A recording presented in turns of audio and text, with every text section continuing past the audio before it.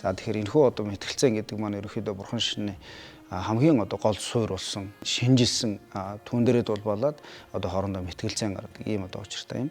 Тэгэхээр энэхүү одоо мэтгэлцээ нь бурхан багш одоо өөрийнхөө номыг айлдах үедээ энэхүү одоо мэтгэлцээ болон шинжилж судалж за тэгээд эргээд одоо тэр шинж судалсныхаа үр дүнд гаргаж одоо эцэслэн шийдсэн тэрхүү одоо бодол бясалгал зүйлийг бясалгаж бурхан болох арга замд одоо ордог юм учиртай юм аа. Тэгэхээр энэхүү одоо мэтгэлцээ маань бурхан багшаас хойш дэлхийн одоо анхны их сургууль гэж яригддаг Наландрын хийдэд хамгийн одоо гол арга барил болон энэхүү одоо мэтгэлцээнэр бурханы шашны гүн ухааныг судалж ирсэн байдаг.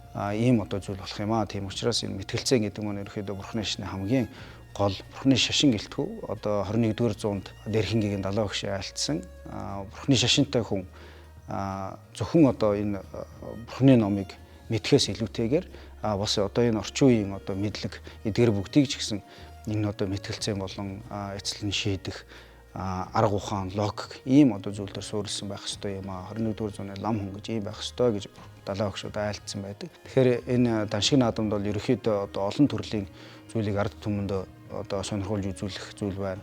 Энэ одоо очроор бурхныг тахих гэж байгаа. За тэгээд цам бүжиг байна. Түүнээс гадна тосон урлал, балин эдгээр бүгдийг хэрхэн хийх вэ?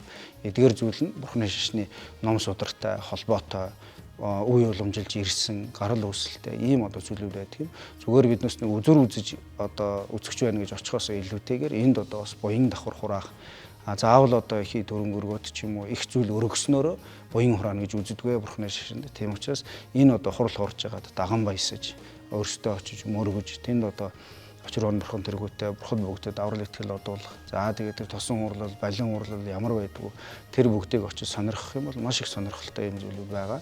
Тэгээд одоо зөвхөн одоо юм үзэж сонирхохоос илүүтэйгээр давхар буян хураах ийм одоо ялгамжаатай сайхан наадам болдог юм шүү. Тийм учраас лам хургууд болон энгийн сүсгтэн болон та бүгд өргөн дэлгэр сайхан оролцохыг уриалж байна.